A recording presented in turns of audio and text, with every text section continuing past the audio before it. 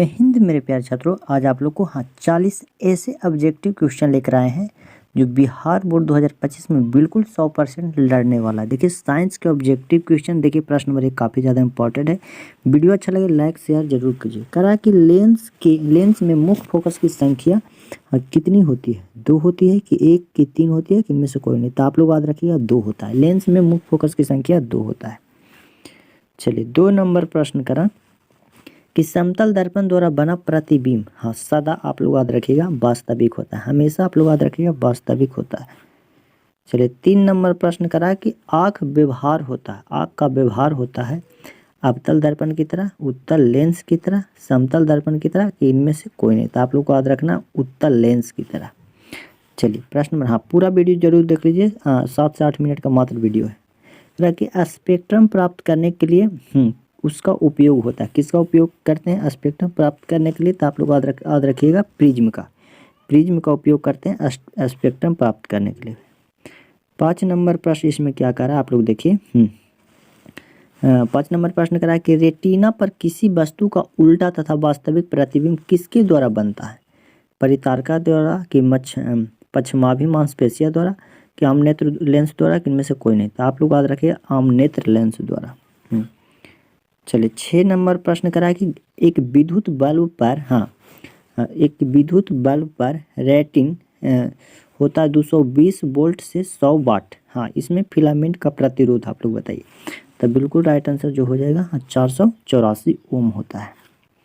चलिए 7 नंबर प्रश्न करा कि विभवांतर मापने वाले यंत्र को कहा जाता है। विभवांतर मापने वाले यंत्र को क्या कहा जाता है? तो आप लोग याद रखिएगा वोल्ट मीटर कहा जाता है। चलिए 8 नंबर प्रश्न करा है कि एमीटर को विद्युत परिपथ में कैसे जोड़ा जाता है? श्रेणी क्रम, पार्श्वबद्ध क्रम कि ए बी दोनों के इनमें से कोई नहीं? तो आप लोग को याद रखना है एमीटर को श्रेणी क्रम में जोड़ा जाता है। 9 नंबर प्रश्न करा कि विद्युत मोटर परिवर्तित करता है। विद्युत मोटर जो परिवर्तित करता है यांत्रिक ऊर्जा को विद्युत ऊर्जा में, कि विद्युत ऊर्जा को यांत्रिक ऊर्जा में, कि रासायनिक ऊर्जा को विद्युत ऊर्जा में, या विद्युत ऊर्जा को रासायनिक ऊर्जा? तो आप लोग याद रखिए विद्युत ऊर्जा को यांत्रिक ऊर्जा।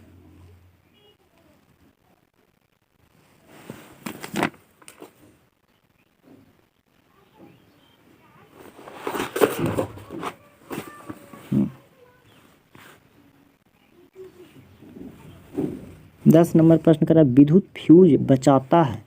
तो विद्युत फ्यूज है जो बचाता है लघु पथन में बहने वाली उच्च धारा के खतरे से। ऑप्शन बी बिल्कुल राइट आंसर हो जाएगा। 11 नंबर प्रश्न करा विद्युत धारा उत्पन्न करने की युक्ति को आप लोग बताइए। क्या कहते हैं 11 नंबर प्रश्न को? प्लीज आप लोग जानते हैं तो कमेंट करके बताइएगा। 12 नंबर प्रश्न करा कि ऊर्जा के सभी रूपों में अंततः स्रोत किसे माना जाता है? तो आप लोग याद रखिएगा सूर्य से। 13 नंबर प्रश्न करा कि पवन चक्की में उपयोगी ऊर्जा प्राप्त करने के लिए पवन का न्यूनतम वेग जो होना चाहिए आप लोग को याद रखना है 12 किलोमीटर पर घंटा होना चाहिए। चलिए 14 नंबर प्रश्न आप लोग जल्दी बताइए। CaCO3 जब HCO प्लस CO2 से अभिक्रिया करता है तो क्या बनाता है? क्या होता है? किस प्रकार की अभिक्रिया होता है? विस्थापन होता है, संयोजन होता है, अपघटन या द्वि विस्थापन? तो आप लोग याद रखिएगा अपघटन होता है।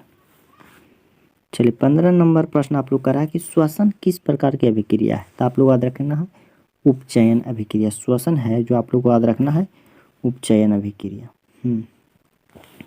अगला प्रश्न करा निम्नलिखित में कौन सी लवण है? HCl, NaOH, K2SO4, NH4OH? तो आप लोग को याद रखना K2SO4 है एक लवण है। चलिए अगला प्रश्न 18 नंबर प्रश्न करा कि कठोर जल को मृदु बनाने के लिए सोडियम के किस यौगिक का उपयोग किया जाता है? तो आप लोग याद रखना सोडियम कार्बोनेट का।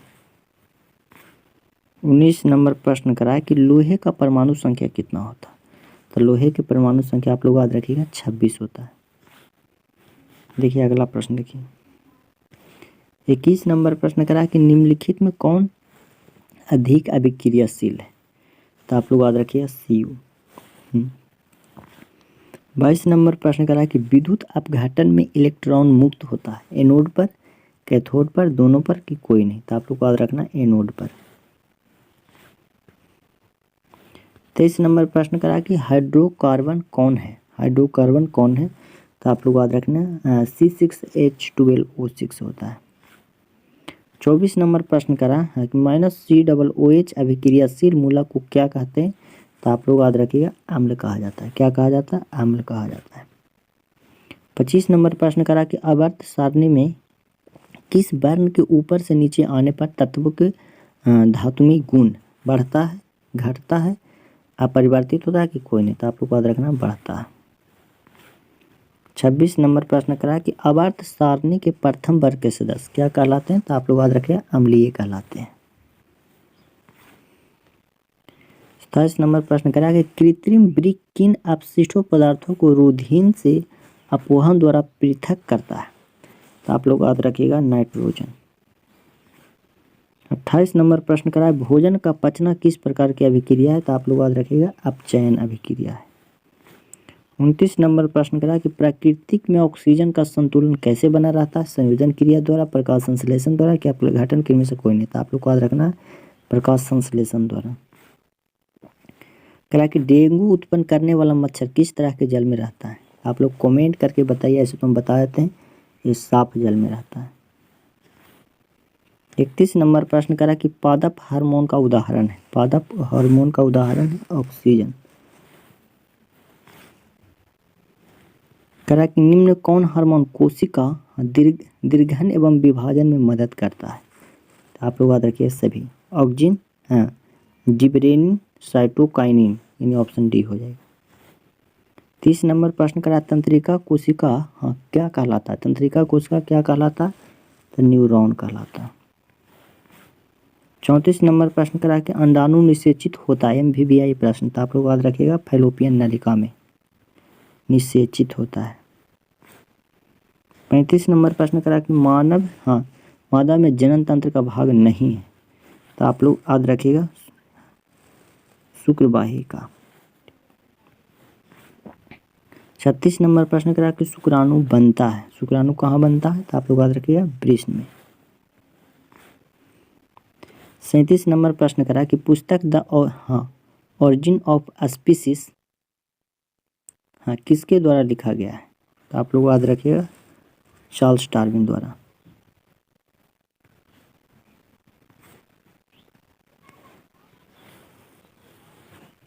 ओजोन परत पाया जाता है, तो आप लोग याद रखिएगा एस्टोसोफियम में। निम्न में कौन एक जैविक प्रक्रम द्वारा अपघटित होने वाला पदार्थ है, आप लोग याद रखिएगा सूखे घास की पत्ती।